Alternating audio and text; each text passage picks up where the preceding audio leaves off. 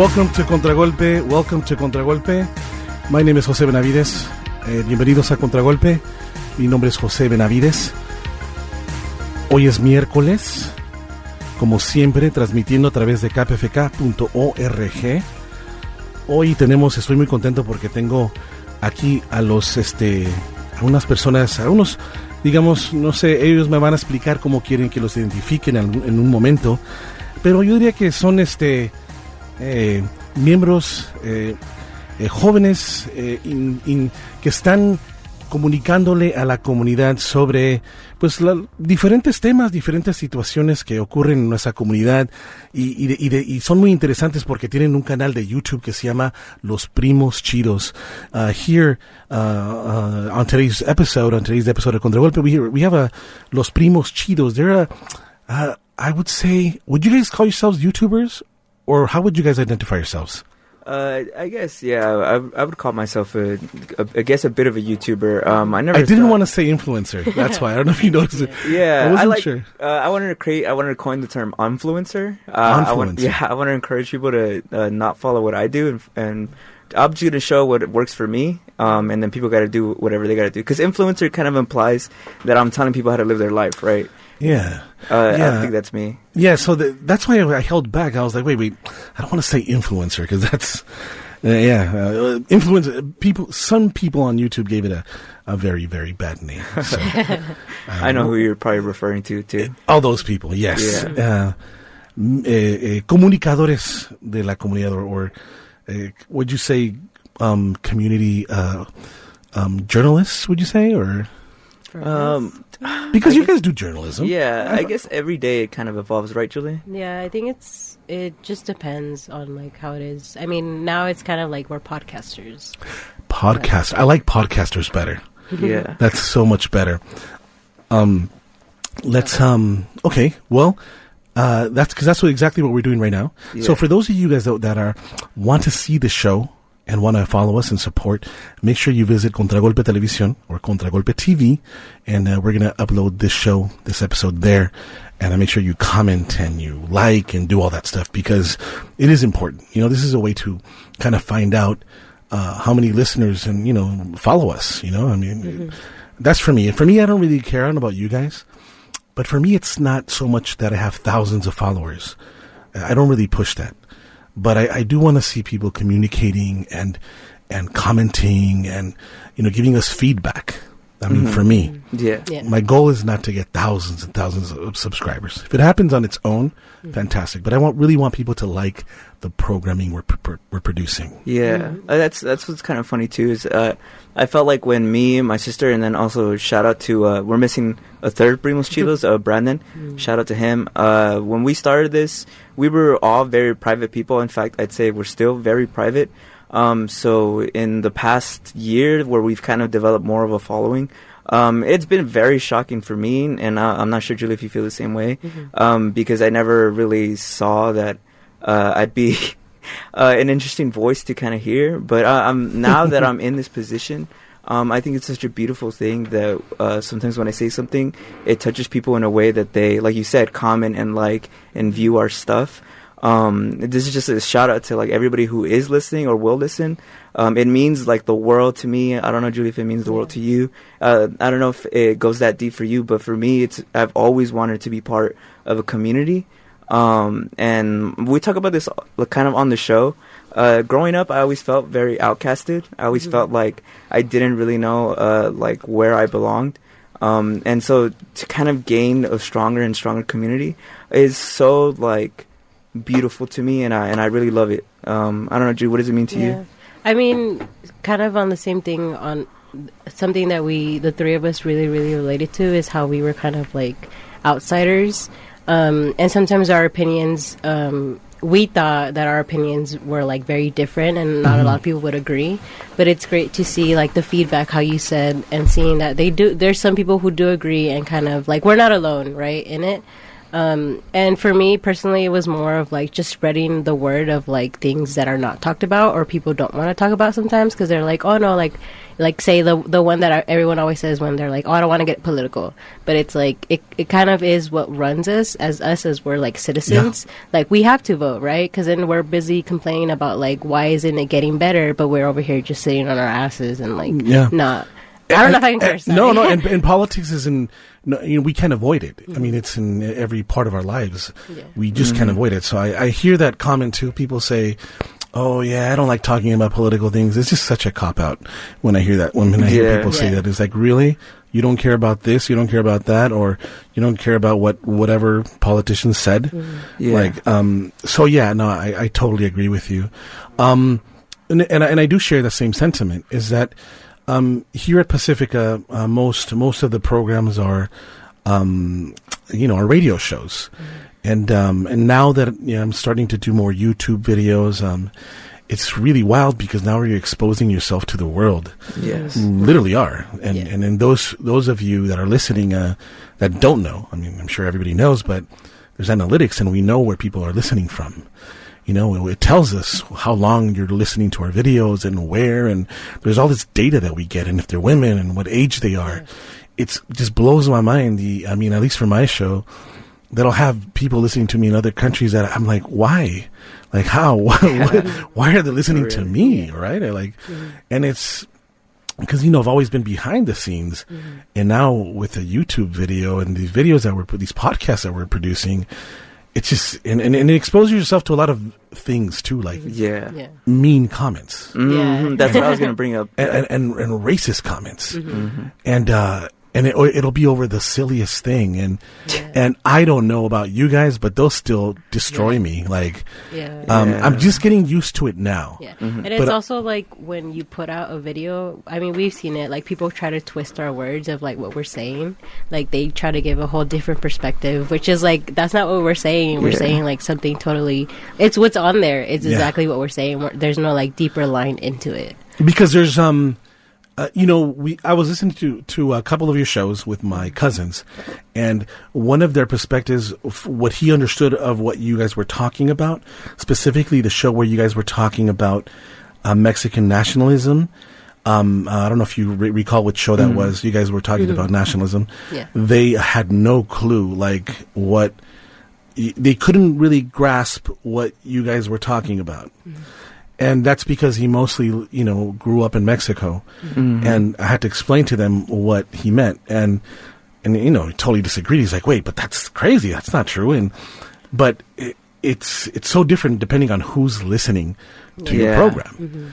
And then you get, and then you get other people that have just no clue about what you're talking about. And then they'll feel free to just comment and be like, blah, blah, blah, blah, blah. You know what I mean? It's like, But for me, it still hurts to see negative comments. Like, it breaks. It's like, oh my God, that hurts. Right? Like, wow, but I'm getting used to it. And, for the most part, luckily on my show, it's mostly positive comments, but every now and then it'll be like somebody that just says something really like racist, you know what I mean?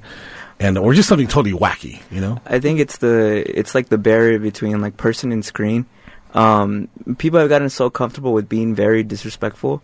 And to me, it's mind-blowing because some of the comments that sometimes I read, I can't imagine people actually saying this to my face. And that's not me antagonizing anybody, like, oh, like, come say it to my face. I mean it more in the sense of, like, you aren't seeing me as a human, you're kind of seeing me as this character, right? When in reality, I don't think when you meet a person, like the way I've met you guys, I don't see you guys as this character, I see you as a person. And I would never give such a deep insult to you guys. That's one of the things that I guess, I don't know if you guys want to elaborate on, like, blows my mind about the age of, like, the digital age that we're living in right now, is that it simultaneously connects us and, like we're saying, like, it builds community, but at the same time it desensitizes us to our emotions. Yeah, it does, but it also, and it creates major divisions. Here's just a quick example. Are you guys, where are you guys from, first of all? We both born and raised in Northeast LA. Northeast LA, but where are your parents from? They're both from, Are Mexican? Okay. So when I'm older than you guys. I'm in my 40s. When I was growing up, I didn't know what I didn't know much about what someone from like all the different countries in Central America. Mm-hmm. I didn't know about it. I'm like, oh, El Salvador, where is that? Like, I didn't know. I was a kid, of course. Yeah. And there was there was the time where I spent in Mexico. I didn't know. Like, I had no idea of any problems within these groups, within these two different cultures, right? Which now we could talk about it, right? But growing up, and then in Mexico, we had no idea. We didn't care.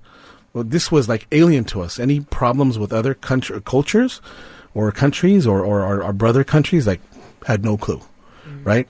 Come here to the United States, and because my parents had a separation, and I'm going to school, and now I'm encountered with this group of people that doesn't like my group, and then or my people, and my people that don't like theirs over nonsense. Mm-hmm. So, but even then, it was still sort of small, right? Like, it didn't really travel everywhere. But now, with the age of the internet, now people know about this, and now there's even the deeper divide when these like really silly issues come up. Now a whole country knows about this because of the internet, and it's magnified, right? Yeah. And now someone that's never met you is saying this stuff about you or about your people, or this group is like, wait, but you've never met any of us. You've never even left your country, as a matter of fact. Yeah. How do you know about these beefs? That's a point that Brandon, who can't be here, but he says that he always complains about the internet, is that the internet really catastrophize. How does he say it? Catastrophize is just like a lot of big things. See, they basically make a mountain out of a molehill, right? Yeah. They make things a lot bigger than they need to be. And I also think that one of my problems is that the block button that you get on every social media site and on everything, I think is simultaneously one of the worst like inventions of the modern age, because I think when the block button has created people to get into these echo chambers, like, where they only like interact with people who kind of think the same way they do, which, like you said, becomes a very dangerous thing. And we've talked about it before, how like there's the algorithm, right? And whether you're leaving hate comments or you're watching like a video that you basically dislike, you're still interacting with like the algorithm, and the algorithm is still going to send you like those things that you don't like, or like whether it's true or false or whatever it is. And I think that's why a lot of people sometimes are like stuck in that bubble too, because of like the algorithm that creates it for them. Because like depending on the interaction that you have with certain things, they'll still keep coming up. So if it's something that say you dislike, it's gonna come up.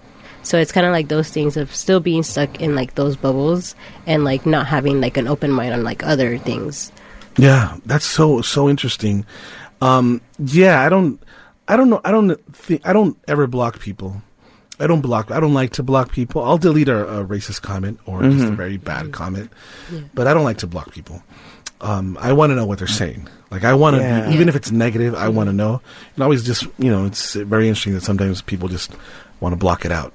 And I feel it's like, really, why do you want to just have a bunch of cheerleaders and people that agree with you on your side? Just the whole, like you said, this whole bubble and circle where everybody agrees exactly with you. And, that's not what I want. You know what I mean? I don't want that for this show. And I always encourage people to call us and comment. And a lot of times they do. But I definitely don't like people always agreeing with the stuff that that we talk about on my show. But let me remind people, we're talking to Steve Martinez and Julissa Martinez, and you guys are related. Yeah. And their show currently is still called Los Primos Chidos, which means the cool cousins. But there's a backstory to that, so we'll probably, if you want to elaborate, go ahead. But is that going to stay for longer? Los Primos no, Chidos? I guess it's Julie. I don't know if you want to do an announcement or you. Well, let people know also where to go. So people that are listening to you. By the way, I need to know your ages. How old are you? Because you guys look very young. I'm 26. If you don't mind. Yeah. I'm 24. I just turned 24 too. Wow. Yeah. You guys are awesome. You guys are very intelligent. I've seen, I see the list of your shows and the topics you talk about, and I'm proud as an older dude, I guess, kinfolk, Latino, to, or Mexican. I identify as Mexican. What I've always been. I don't get into all the other stuff. Yeah, but thank you for the compliment. I really appreciate it. Because it's important, right? I mean, this is what at least Pacifica and KPFK. That's what we're all about. And like I said, I normally do shows in Spanish, but I'm feeling like it's not getting out to everybody. So when I do these shows that are more in English, I feel like I just expand to a broader audience, and then more people are getting involved. But I also don't want to alienate, people that kind of preferred what I did in Spanish. So for those of you listening, don't worry. Voy a seguir hablando de los mismos temas, pero un poquito con diferente en inglés de repente, en español, porque yo sé que usted es inteligente. Yo sé que usted vive aquí y entiendes en inglés. Inclusive si vives en Latinoamérica, probablemente miras las películas en inglés. I mean, I did. Yeah. Cuando yo estaba en México, cuando yo vivía en México, yo miraba películas en inglés. ¿Y sabes lo interesante? You guys understand Spanish, right? Yeah. Okay. Our mom doesn't speak English, so it'd be kind of hard if I didn't know Spanish. Okay, good. Yeah. Well, a mí no me gustaba ver las películas con subtítulos en español. Yo quería ver las películas en inglés nomás. Si ponían subtítulos, I'd be like, ugh, no la quiero ver. I'd be like, ugh, I don't want to see that. You know what I mean? There's a lot of schools now in Mexico that actually teach English. Like, a lot of my cousins, I would see them go to school and they would ask me, like, every time I would go visit them, they're like, what does this say? Like, so I can put it on my test. Oh, nice. Yeah. So a lot of them and they're teachers. I've heard that actually, like, most countries outside of the U.S., like, they actually emphasize more on learning a second language. And the U.S. is unique in that sense where it's not, like, English, Yeah. I mean, I learned French in high school, but it was because I went to a very unique high school. Nice. Yeah. Well, good. I mean, I think everybody should learn otra lengua. Yeah. I mean, you should. So, anyway, you're listening to Contragolpe. My name's Jose Benavides. I'm here with Los Primos Chidos and with Steve Martinez and Julissa Martinez. Make sure you, if you want to call and you want to jump into conversation, you're welcome to do so by calling 818-985-5735.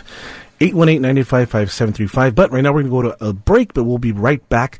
Make sure you support KPFK. Make sure you visit Steve Martinez and Julissa Martinez's channel. It's really easy to find. It's Los Primos Chidos. Just probably type that in YouTube or in Google. I'm sure they'll come up. And give them a like too. I mean, hey, let's share the love. And it's really important that you do that, people. Like, especially because we're smaller channels. It's important that you do that and you subscribe because you're really showing us that you're listening and that you care about what we do. So with that being said, stand by. We will be back in a few. But before I do that, go ahead and tell everybody what's all your socials so people can know. So yeah, we're the Primos Chidos. Soon to be a different name. We're gonna become Todo Chido. We're gonna basically just have longer episodes, more guests, newer guests. We're gonna go fully on YouTube. I hope you guys come out here to support us, and then we'll be right back.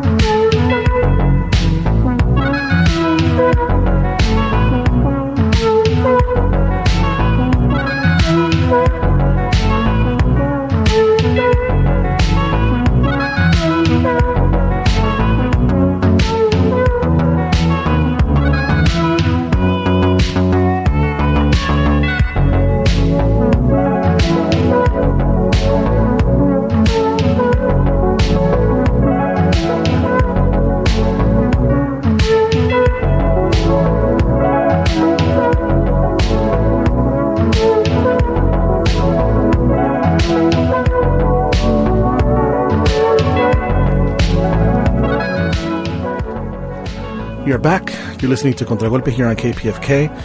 KPFK is also in a fund drive right now, so if you support KPFK and the work we do here, make sure you give a donation to Pacifica Radio KPFK. It's really important that you do that right now. This is a very unique station where we're able to do things like this. I mean, you really can't do that in commercial radio, as you know. We can do that in our podcasts, but we can't do that in a station like Pacifica that's so important, that's been here since like 1956. And a lot of really important people have passed by the station. I can't even remember all the names, but like from, I believe, The Clash to Rage Against the Machine, Leela Downs, I mean, there's been more people. I mean, just right over there, we have a piano that was donated by the Beach Boys on the other side of that window. So there's just it's a lot of history in this building. And I asked, this was the first time you've been here, right? Okay, Yeah. Fantastic. It is, yeah. Well, hopefully, guys, we can get you guys to keep coming because we definitely need the your generation to support something like this Gen Z. because that's what you guys are, Gen Z. I'm a Gen Z. She's I'm like in between. she's on the last. I think she was on the last year before it went from millennial to Gen Z. Yeah, Yes. so I'm in the between. I wanted to ask you because Yeah. one of my biggest things is that I'm 24. And I feel like since the pandemic happened, like technology has advanced in such like a fast rate that sometimes I feel behind. And like since we're on radio, which like people my generation have kind of moved towards Spotify and like YouTube, how does it feel for you? Like how do you deal with like technology nowadays? Not to like call you old or anything. Perfectly fine. No, it's perfectly fine. Like I've embraced my age, but you know what's funny? I'll tell you guys a funny story though. Every now and then, I know this is gonna be funny. Don't laugh, everybody. Don't call me names, but I forget how old I am, and I don't mean that literally. I mean I forget. Like I'll think that I could like jump over like a fence like I used to, and I try and like I'll just totally like eat it, and then I'm like, oh my god, what am I doing? Like I'm not, I'm not in my 30s or 20s, dude. Like so, or I'll hang out with like a friend's kid, and I think that I got this because like I'm young at heart, right? And we'll be in the car and we'll turn on the music and he'll be so not digging my music. I'm like, oh my gosh. And it dawns on me like, dude, I'm not this kid's age. Like I'm not, we are so different now. So yes, it always blows my mind. Like I expect people to like what I like, but then I'm like, wait, why should he like the stuff? He's like 21 years old. He's like a whole different gen. But how do I deal with the evolving technology? Well, it's hard. It's hard. I've been at my new job for a year, and being there has been like, it's been such a learning curve on just some basic things. Like I've always been techie, right? Yeah. I'm a producer. I shoot. I edit. I do all these things. But as to answer your question, is like, for example, a lot of the editing software that we use nowadays, or the visual arts software, is changing month by month. Yeah. Like there's updates, and if you stop doing it, you're like, oh my gosh, how do I do this again? Like you have to go and you have to study. You got to keep studying constantly. So yeah, it's been very hard. But my solution to a lot of these problems is just keep doing it. Keep editing. If it's editing that you do, keep editing. If it's learning graphics or whatever it might be, or in my case, animation, After Effects, and all these different softwares, you just got to keep doing it. If you stop, like, good luck. Like, to learn it again, to get back into the rhythm is going to be really hard. Another thing for me, and as far as technology goes, like, people assume that I'm really techie. They're like, oh, you do that kind of work? Oh, you're super techie. No, like I'm techie with these 3 programs. Like my mom's like, I got you new.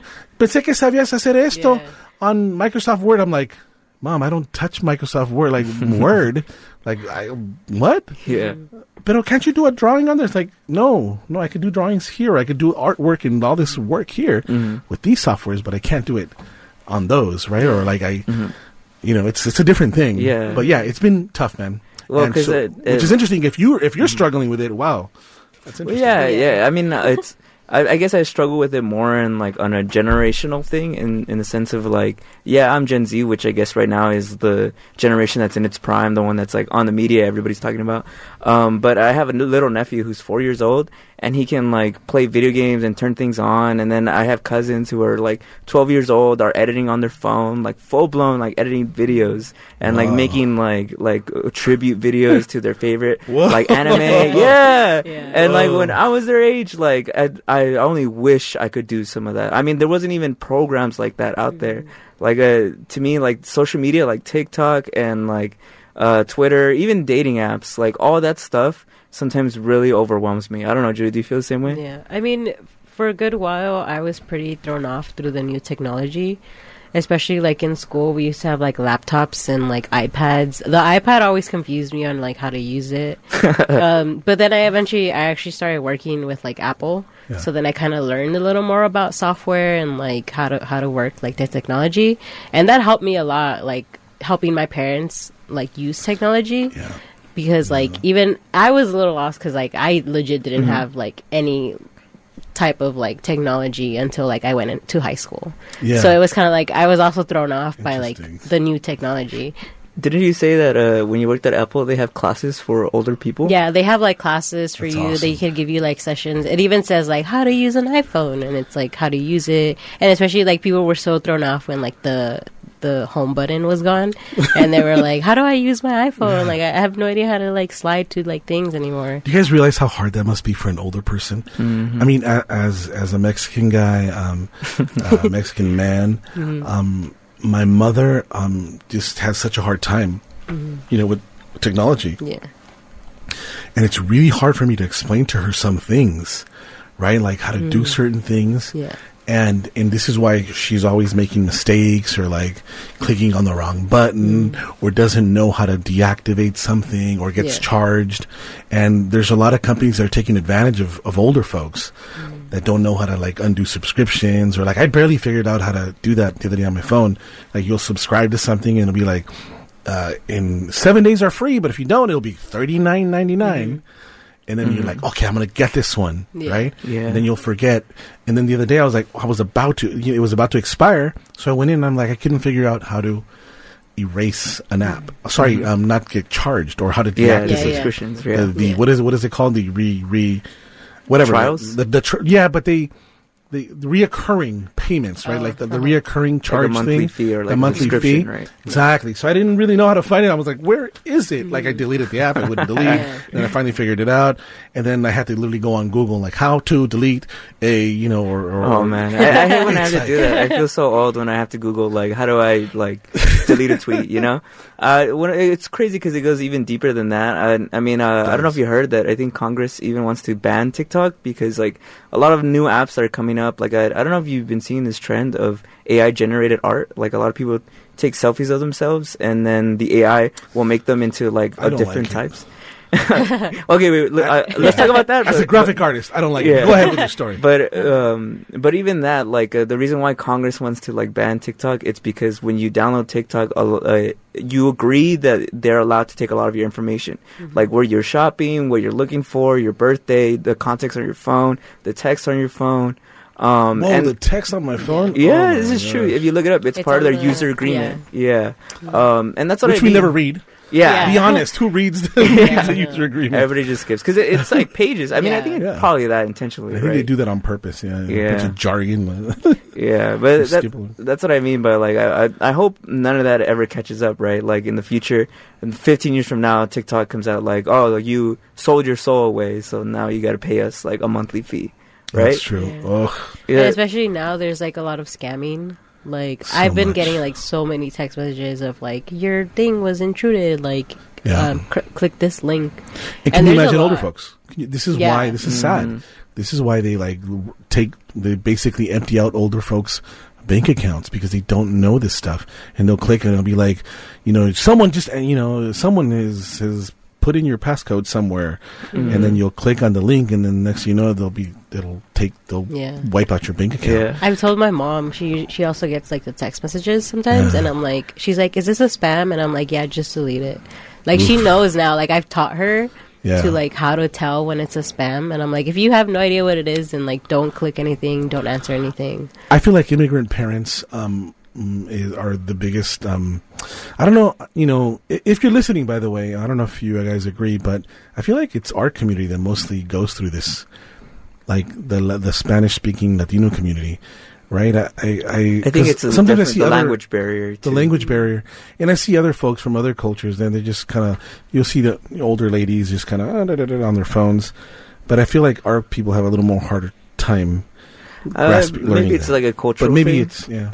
Maybe something embedded in our culture makes us a lot friendlier, and so maybe like the tias and tios, like they see it and they're like, oh, this is probably like my 12th cousin removed, like trying to is going through hard times, needs some money, So let me ask you guys, what do you guys think about social media in general?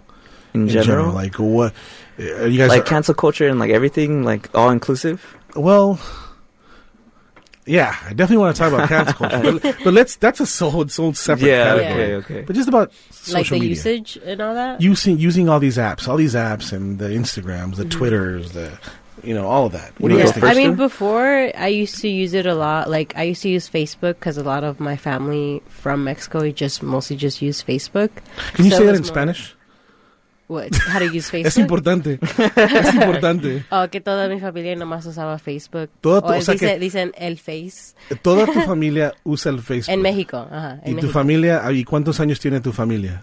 ¿Mi familia? O sea, ¿es tus tías, la gente mayor? A veces, no. Esos son más como mis primos, que son la misma edad que yo. A ver, corrígeme si estoy correcto. Mi percepción es de que solamente gente adulta, mayor...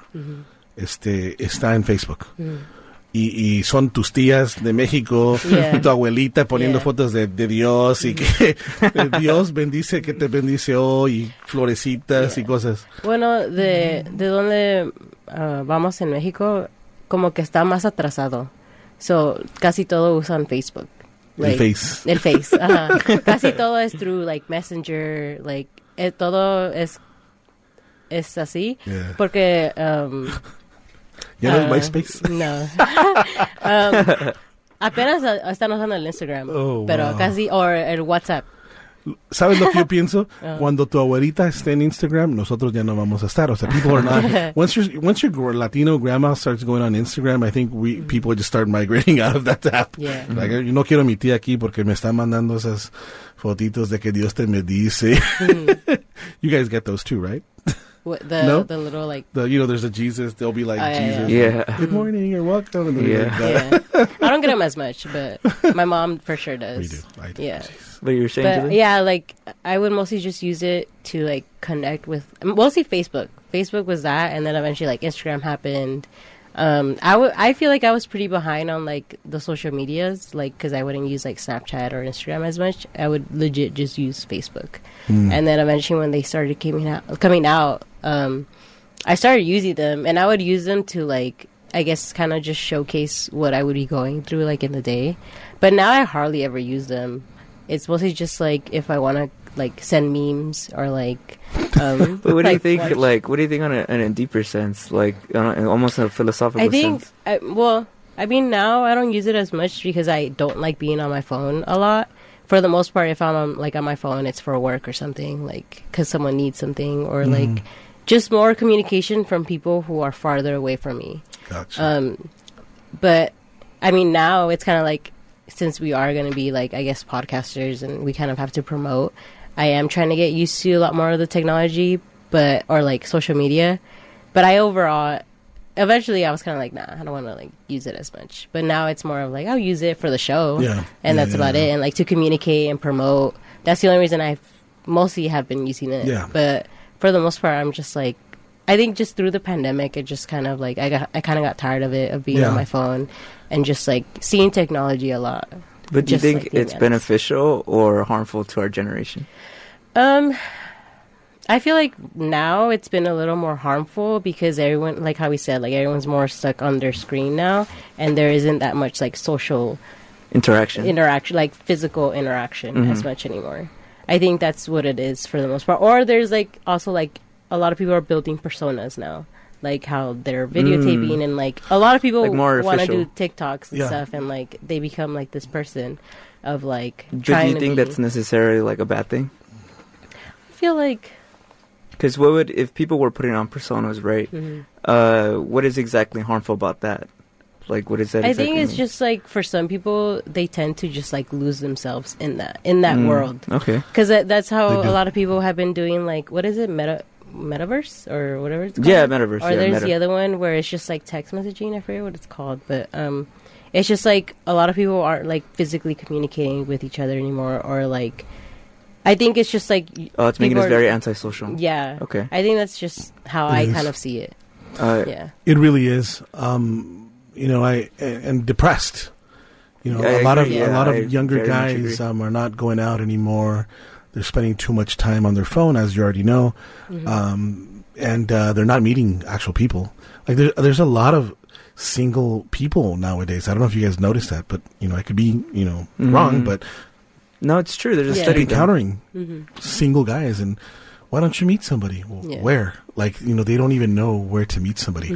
But we're going to take a quick break, and we're going to come back with you guys because we still have 30 minutes. So if you guys want to participate in tonight's show, you're welcome to call 818-985-5735 and comment on anything really.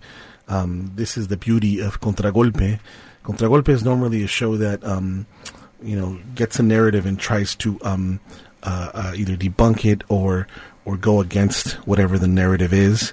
But sometimes we do shows like this where it's just kind of relaxed, just talking about things. And I like hearing your perspective because you guys are younger podcasters, and there's a lot of and a lot of interesting points of view that I'm not really and I'm aware of, but I haven't really heard it from younger podcasters. So when you come back, though, I want to talk about cancel culture. I want to talk about that. I want to know what you guys think about that, and if you guys are some of the perpetrators. But anyway, okay. So make sure you stand by. But I want to introduce this song before I go to break.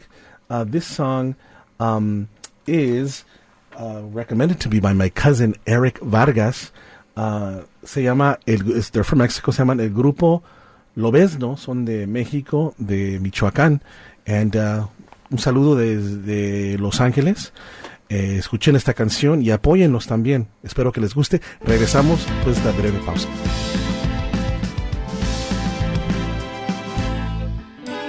Es una pena que sigamos discutiendo para saber quién tiene la razón después de tanto tiempo, después de tantas vidas. Y de todas formas no me vas a perdonar en lo que nos queda de vida. Es un pesar muy grande en mi corazón saber que no podemos tenernos a pesar de querernos tanto, a pesar de encontrarnos tanto. El camino no se iluminó para los dos. Somos estrellas esperando a morir la noche para dejar de brillar en el último día en la tierra. Somos estrellas esperando a morir la noche para dejar de brillar en el último día con vida.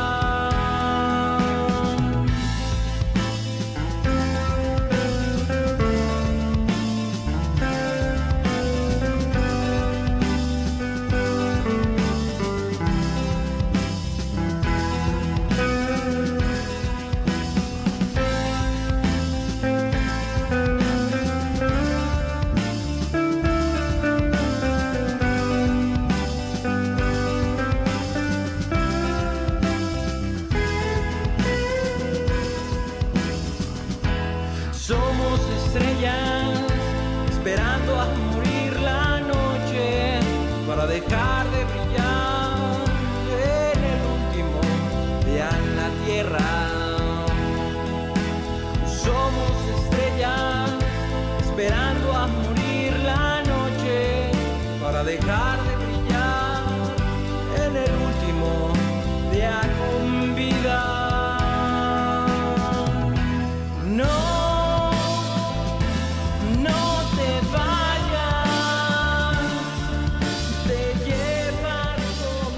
Ya estamos de regreso. El programa se llama Contragolpe. Esa canción se llamaba, si no me equivoco, el grupo era Lobezno, de la ciudad de Apatzingán, Michoacán.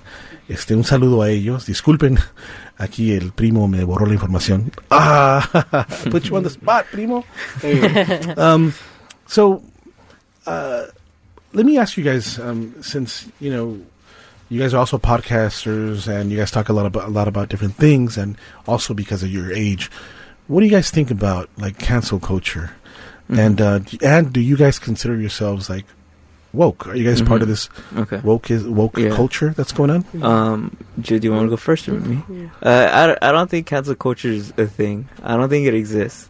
Interesting. Wow. Yeah, I think that if you really look at it, it's very hard to really like say people's career ends. Because a lot of the times that I've seen, you look at it through Logan Paul, you look at it through a lot of social media influencers who get canceled, their following gets bigger than it's ever been. And that's one thing even for us. A lot of times when we post something that's on TikTok is controversial, we get like more followers than we've ever gotten.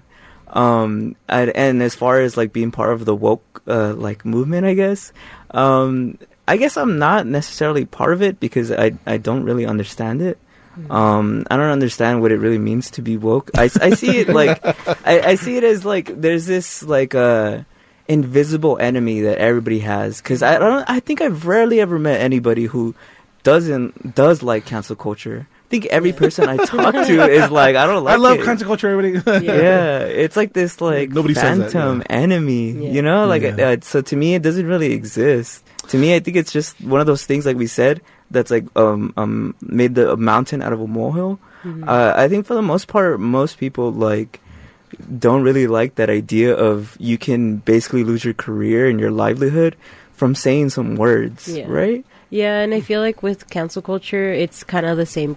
I feel like sometimes it's tied into people just being a little closed-minded on certain things, and like, because sometimes I feel like what we've seen is that people get canceled for something that they did in the past, and it's like you don't see that people can sometimes change. Like it depends on what it was, right? Yeah. But like, say you were really young and you said, I'm sure like I've said something when I was young and like I didn't know, like I wasn't very fully aware of like how things were. It's also very selective, isn't it? Yeah. For example, I was watching with my cousins today old comedy. Those people are not canceled. These people said a lot of horrible things. The old comedians in like from the 80s. I mean, to me, they weren't horrible at the time, but now if you look back and you watch some of these comedy shows, you're like, oh my gosh, they are so it's so out of control. Like, I don't think you could get away with it now, but they're not being canceled. So like, where does it end? Where does it begin? Where does it end? And also I think that in cancel culture, or people that just like to cancel people, the people that are getting hurt are the people that are not known, right? Like, like for example, someone like Logan Paul and all these other people might get bigger, but what about the average person that just said something by accident, or that's the person that's life gets destroyed, and because he doesn't care about social media. So that's kind of more of what I think is just ugly about it, But it's I ask that because, and there's also groups of people that unite to take down people, and it happens a lot on social media, right? There's groups and. They all get together and they'll cancel your account. Like that's what happened to me on TikTok. I did one video, put it on TikTok, and a whole bunch of people. What do they call it? A mass banning, and they all mass banned my show because they didn't like an issue that I was talking about. So I was canceled. I was canceled, but it was because they didn't like what I was saying, and it wasn't horrible. It wasn't. It was just. I was going against their narrative, and they canceled me. So off TikTok, but I don't care anymore. I don't care anymore. To me, the worst social media is TikTok. By the way, why is that? What do you think that? Because it's so hyper.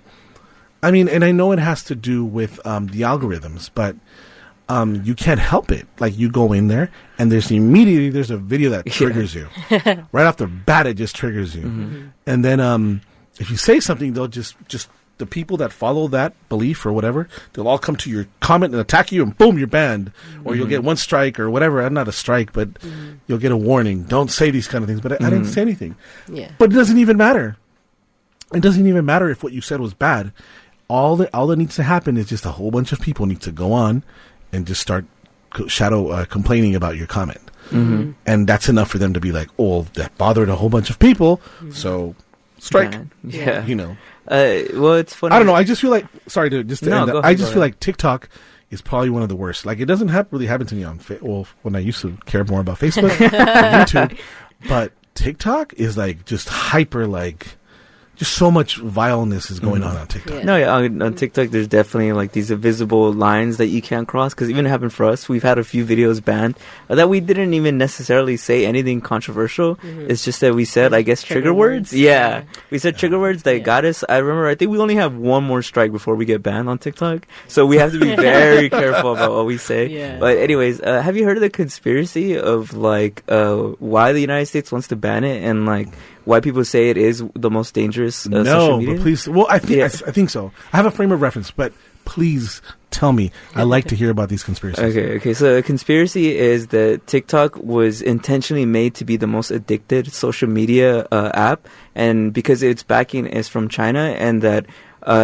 people who use it here in America, that the algorithm promotes like delinquency, laziness, and like internal like conflict between us. That's why like a lot of things on TikTok like are people fighting in the comments, and usually hate comments, because it's this is just a conspiracy, right? Wow. This is just what I'm saying. But this is why Congress genuinely wants to ban it, because they feel as though there is some suspicious like stuff going behind the scenes. That there's been people who are in other countries who say that when they go to China and they log into TikTok promotes like being a good citizen, being a hard worker. Yeah. There's actual people who've done like experiments on it. And then when you come here on U.S. TikTok, it promotes, like laziness. It promotes going against the government. Yeah. It promotes conspiracies like the one that I'm saying. Yeah, there's this huge conspiracy that TikTok is intentionally meant to be harmful to us. Whoa, you know what? Look, I mean, I'm just going to say this comment without really studying it, but I feel it's probably it sounds very, very, very real. Because I'm telling you, you go on there and immediately, that's what happened to me. I went on there, and the first video was kind of cool. The second one just trigger. And I was like, what? I need to say something about this. And I said something about this, and boom, right? People attacking you, or shadow banning, or whatever they call it. Not shadow banning, whatever. Mass reporting, basically. Mass reporting, that's what they do. So, and then there's a lot of fake triggering videos. A lot of lies on TikTok. A lot of people just claim they know story. A lot of pseudo going on, and they'll put videos. And it's brainwashing a bunch of, this is why you see so many crazy things on TikTok, like pseudo history, pseudo information, and people believe it. Like young people believe it. And especially, I don't even want to get into it, but about Mexican culture, they're destroying it. There's very negative intentions about our history and our culture and our ethnicity on TikTok. Everyone that thinks they know our culture goes on and starts doing, stuff about Mexico, and it's horrible. It's horrible, and and a lot of it's lies, and if nobody, you still see it there. It's just on there, and I'm like, oh my gosh! This is why I was like, I need to get off this, because it did start affecting me. It did. So, to me, TikTok, I don't know. I just don't like it. Instagram is cool for me because maybe it's for old folk like me. Maybe I don't know. I can they just post a picture. Instagram is the new Facebook. Yeah. ¿Escucharon? Nadie está en Facebook. Me disculpan, nadie está en Facebook. Anyway, well, I think I definitely think it's problematic, but it is what it's one of those things that you need, though, right? Like. If you don't have any support in your channels, then people think, oh, nobody listens to you. That was one of the cool things about having a radio show before, and this is why my performance has been so low, right? Because we were just happy. We were happy with people just listening to us, and through the years, we just got comfortable with that. Oh, we'll just do a show. People listen to us. We don't have to put our shows up on Facebook or YouTube. And the last few years, it's been like, oh my gosh, we didn't jump on that wave. We never really promoted our show on social media. We never did this while everybody else was.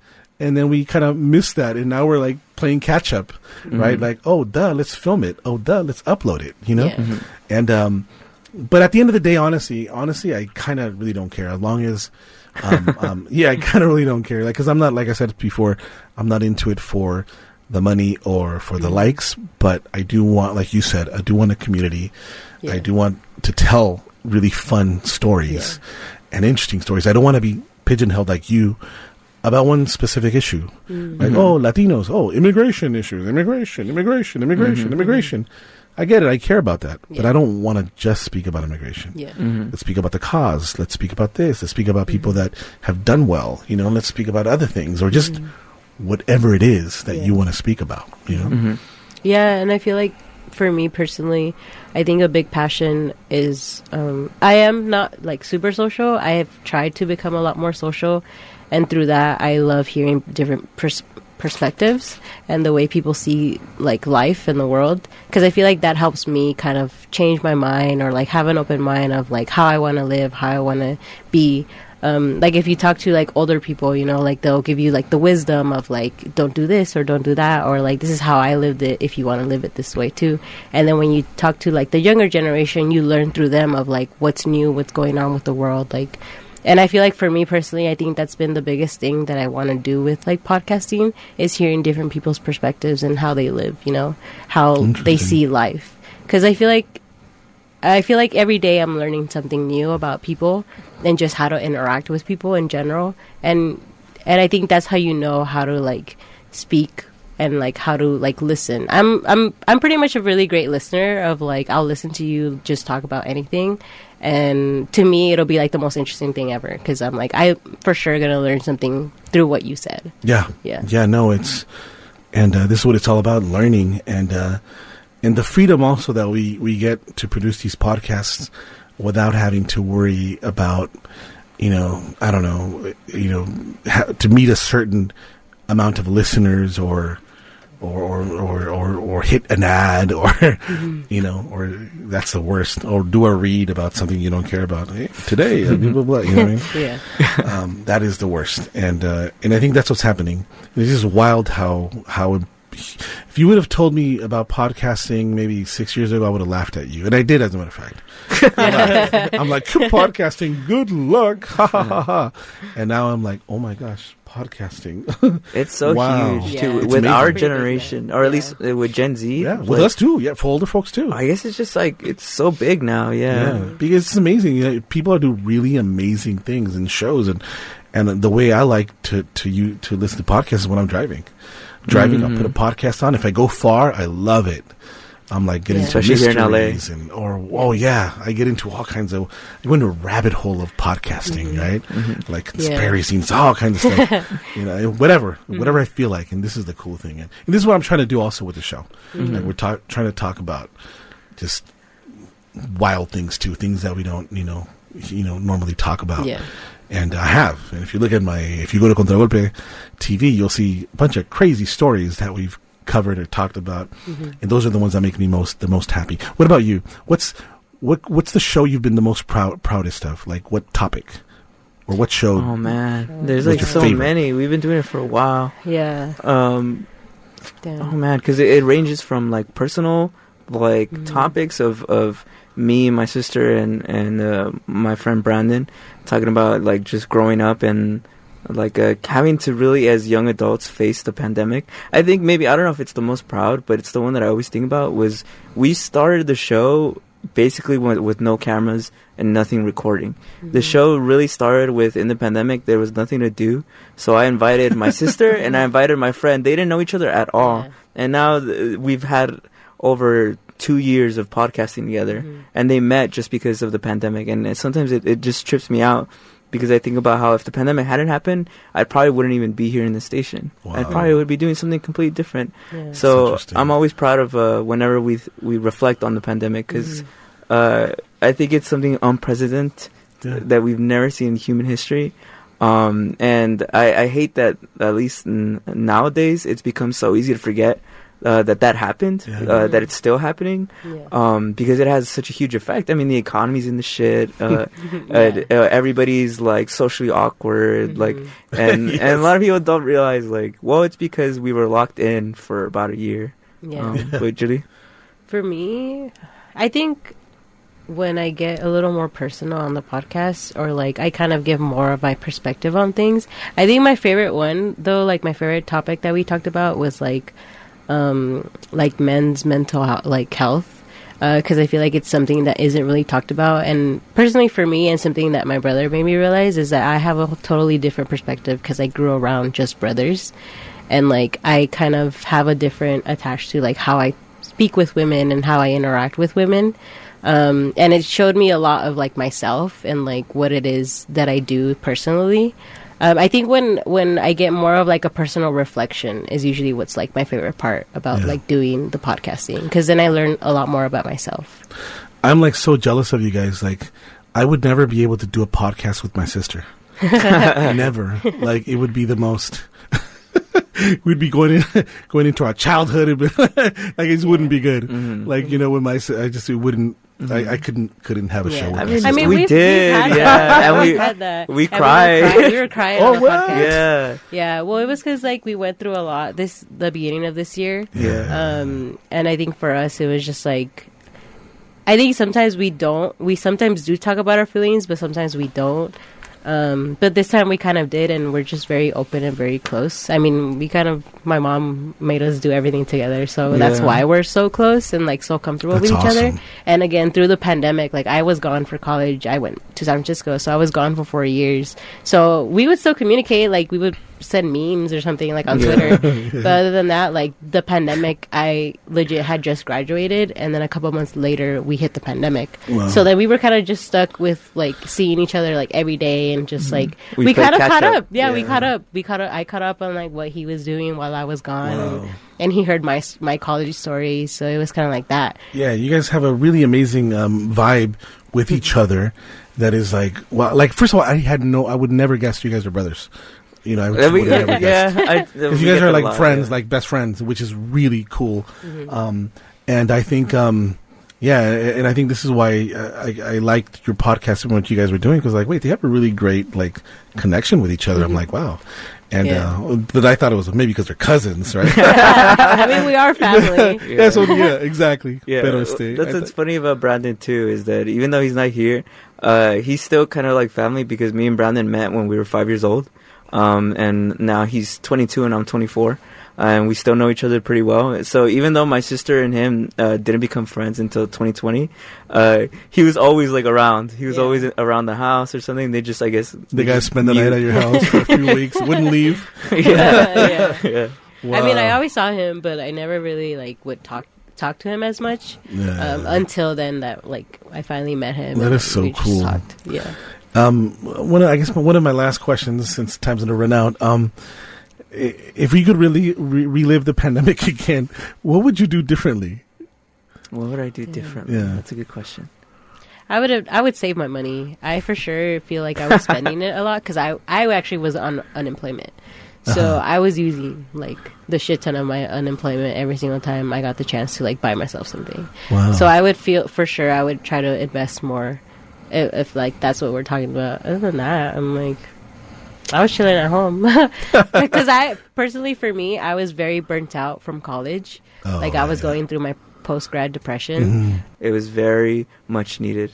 And I don't know, I think we got lucky. I didn't think the pandemic was too bad for me, but I'm an extrovert. I just wish I could go out, but I can't really change that. Yeah. I guess if I could change the pandemic, I would change that. Maybe just I could go out more. Right? And awesome. I'm very I'm an introvert. So interesting. Yeah. Doesn't seem like it, but well, guys, it's been awesome having you guys on the show. It's been a lot of fun. Muchísimas gracias por estar aquí con nosotros. His name is Steve Martinez and Julissa Martinez, and Brandon Valdez, that also participates in Los Primos Chidos, que pronto va a cambiar. So make sure that you visit again. How do people find you guys? Let people know how to find you guys. So y'all can find us on Instagram, at TikTok, at Primos Chidos Radio Show, and y'all should subscribe to our YouTube channel, Primos Chidos. It'll have like an orange logo, but soon it might be changing. So make sure y'all follow us on Instagram and TikTok. Yeah, by awesome. The next year, for sure. Awesome. Well, muchísimas gracias por estar escuchando Contragolpe. Yo soy José Benavides. Quiero darle muchas gracias a Diego Vargas, también a Eric Vargas, y también a nuestro compañero que siempre está ayudando, Juan Carlos Ochoa.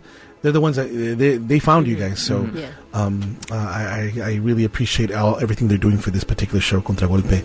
And I hope I can have you guys come again soon so we can continue this, because there's so much more that I didn't. I had a list.